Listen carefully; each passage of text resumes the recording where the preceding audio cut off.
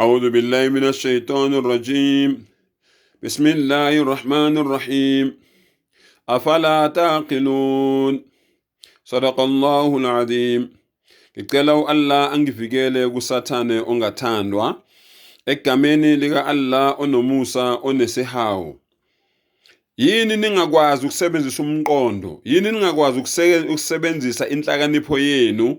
Yini ningakwazi ukusebenzisa ingqondo?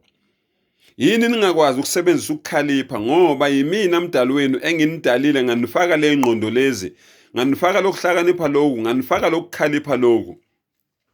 Ngicela ningisizelana-ke bafowethu nina enizibiza ngamaKristu. Mina uma ngizalwa, uma ngikhula ngatshelwa ukuthi before ngizalwa kukhona indoda eyafa yafela zonke izono zami nabo bonke abantu abasemhlabeni.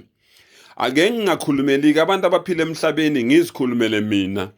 Le ndoda yafa yafela zonke izono zami. Umbuzo wami wokuqala uthi kungani mina ngisalinde ukufa kanti ukhona umuntu wafa wafela izono zami? Uma ngabe beningakhulumeli ukuthi ke wafela ukuthi ngingafi, kulungile ke angivume. Uma ngabe wayifela zonke izono zami, kanti lezi njengoba lithi iBhayibheli umuntu nomuntu babusisiwe abafayo befela enkosini ngokuba imisebenzi yabo izobalandela. Aphinde futhi yena uJesu athi umuntu nomuntu uzofela izono zakhe. Kanti yena wafela ziphi kwezami izono? Wafela ingxenye yazo noma wafela ikota yazo noma wayifela zonke? Uma ngabe wayifela zonke, kungani mina ngisalindwe ukuthi ngime phambi kwesihlalo sokwahlulelwa, ngehlulelwe ngokumsebenzi yami? Miphi imisebenzi yami? Ngoba phela uJesu wayifela yonke imisebenzi yami. Ngicela ukuthi ngichazeleke ngizokhona ukuthi ngi-understand, ngoba abafowethu nodadewethu laba basindisiwe uma ngabe beza kithi bathi phenduka ube umzalwane osindisiwe, ukhethe uJesu ngokuba uJesu uyinkosi yenu nomsindisi, uvume ukuthi uJesu walenga esiphambanweni ngenxa yezono zakho, wahlanzwa wena ngegazi lemvana. iBhayibheli mangilifunda lithi igazi elingcolile, yingaki igazi elingadliwa. Kodwa kukho eBhayibhelini lapho engithola khona ukuthi hayi, igazi lona lingcolile elikaJesu kuphela igazi elihlanzekile. Akukho lapho engithola khona lokho eBhayibhelini. Ngaya amagama mina ngithola umqondo njengoba umdala ethi ngisebenzisa umqondo ukuthi labantu laba abathi bona bahlanzwe ngegazi likaJesu ukuthi bona bayikhonzi kaSathane, ngoba abantu abasebenza ngegazi, abantu abahamba noSathane, abantu abangama-Satanists. Abafundisi laba bathwele ngamagazi abantu, bahambe behlaba imbuzi, behlaba inkomo, izangoma zisebenzisa igazi ngaso sonke isikhathi, ziphuzana nezinyongo, zithwele izinyongo emakhanda. Yibo bonke abantu labo abama-Satanists, abayikhonzi zikaSathane. So nawe ke wena othi wena wahlanzwa wena ngegazi likaJesu, kusho ukuthi wena uhlanzwe ngegazi elingcolile, ngoba igazi ithi iBhayibheli lingcolile. Ngagama wena ke uyisikhonzi sikaSathane.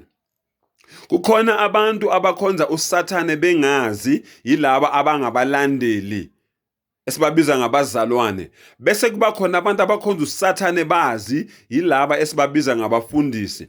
Ngicela bangichazeleke ukuthi njengoba bethi mina angiphenduke ngibe umzalwane osindisiwe, ngihlanzwe ngegazi likaJesu, ngaya amagama bathi nami angiphume kule nkolo yeqiniso yokukhonza umdali yena yedwa, ngingamhlanganise nalutho, ngingabi nabanye uNkulunkulu ngaphandle kwakhe, ngingene kubo mina, ngigezwe ngegazi, ngiphenduke ngibe uSathane, ngiphile under ilokuzana impilo kaSathane, ngibe inceku kaSathane, ngigezwe mina ngegazi lelo kuthiwa lingcolile. Ingabe indlela abangitshela yona bathi uma ngabe ngifile, uma kungangithola ukufa, ngingaphendukanga ngaba umzalwane okhethe inkosi uJesu. uJesu uyindlela neqiniso nokuphila, uyena isango lokungena ezulwini. Ngaphandle kukaJesu mina angeke ngilibone izulu. uJesu uyena ozobe emile esangweni. Uma mina ngingaphendukanga ngagezwa ngegazi likaJesu, angeke ngilibone izulu. Ngigezwa ini? Ngoba mina ngazalwa vele idala, izono zami zagezwa, ngiyakhula nje izono zami ngimsulwa. Yini le engigezwa yona? Ngicela ke abafowethu laba abangamaKristu bangicacisele kule nkulumo, ngoba angizwisisi mina ukuthi umuntu angangifela kodwa ngisazofa, zihlanzwe izono zami kodwa ngisazoma futhi phambi kwesihlalo sobukhosi. Abuye futhi yena loyo angitshela ukuthi mina ngizofela izono zami, ngizomela izono zami, akekho umuntu omela izono zomunye. Ngicela bangichazisele kuloko. Wa akhiru dawana anilhamdulillahi rabbil alamin.